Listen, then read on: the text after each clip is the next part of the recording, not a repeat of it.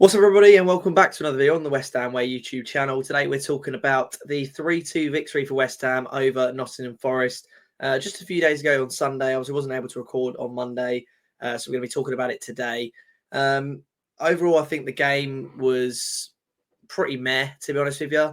I mean, when you look at the goals we scored, we capitalised on a Forest mistake and we score early on, possibly when they're not switched on, which of course, I'm not trying to disregard our place in that goal, but when you look at the fact that it's a long range shot which has caught the keeper off guard, we've got the ball back from their mistake. I mean, it's not exactly like a very well worked goal. Our other two goals came from corners. I mean, if you want to look at the goals we scored, they don't give you a lot of confidence for the rest of this season. I mean, if we're going to be a team that relies heavily on set pieces, then that's not always attainable. It's not always a very good way to go about things. Of course, it's good to have it, in your arsenal, being good at set pieces, but I think to rely on set pieces to get you through a match is quite dangerous because, if a team knows not to give away a corner, then they're going to try very hard to make that happen. If they know we're not very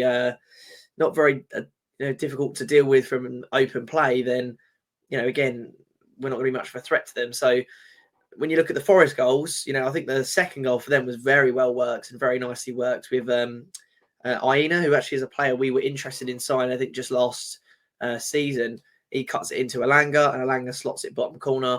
Their first goal as well, I mean, maybe Areola, he probably did his best. It was a really good save, but obviously Awani comes in with the follow-up. And, of course, it was that brilliant save as well from Areola, which is being handed as the, save of the season. So I think you look at the balance of the game and, you see the scoreline of 3-2 and you think, well, fair enough. Forest have just beaten Aston Villa 2-0.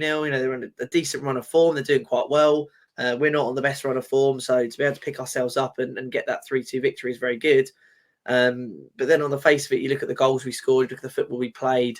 It didn't really look very likely that we were going to score a goal from open play throughout the game. I think Souček obviously got that chance, didn't he, where he hit the crossbar.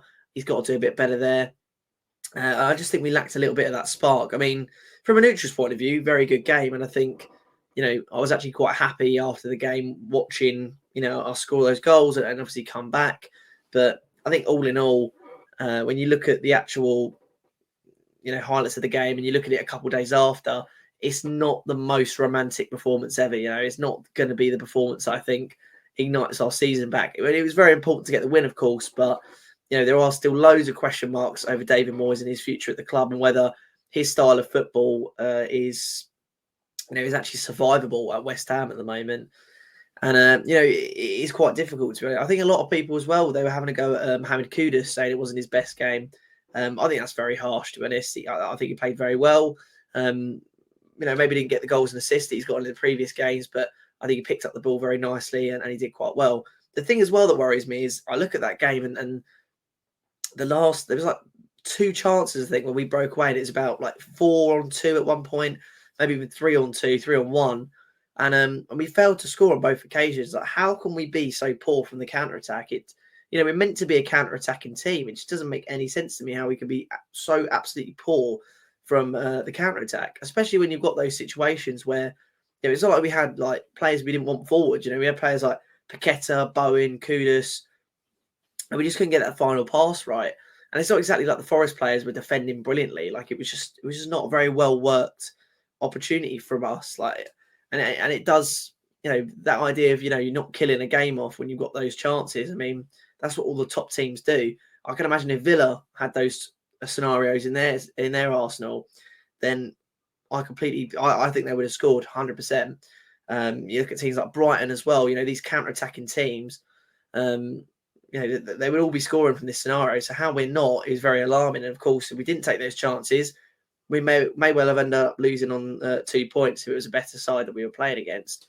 So, listen, I know there's this whole thing about, West Ham fans can't be happy. You scored 3 goals, you're winning at home, you won against Europa. West Ham fans, you can never please them. But, I'm not looking at it and I'm happy for the win. I'm totally happy for the win. But I think if you want to be naive and just look at the scoreline and say, we beat Forest, that means, it's a positive result, then, you're more than welcome to sit there and be naive and enjoy the victory because if you want to, you're welcome to do that. You're a West Ham fan, you want to see us win, you want to see us progress up the table. If that's all you take away from that, then you're more than welcome to do that. But for those of us that are actually concerned about this season and concerned about the direction we're going in, we can't just look at it as a 3-2 win. We have to look at it from a little bit more of an ambiguous point of view.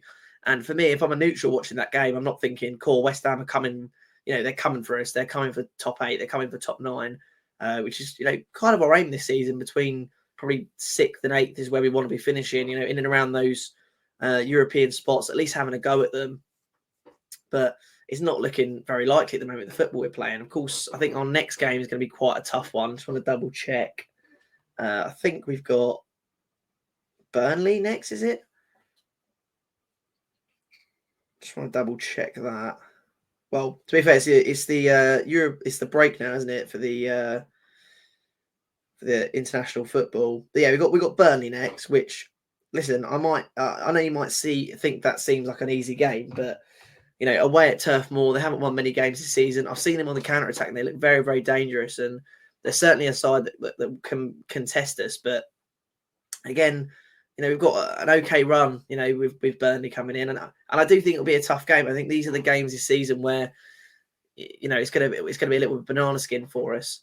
And I think we do tend to turn up against the bigger sides. When we're in a poor run of form, I actually prefer to play bigger sides than smaller sides because, like I say, I feel like we just do turn up.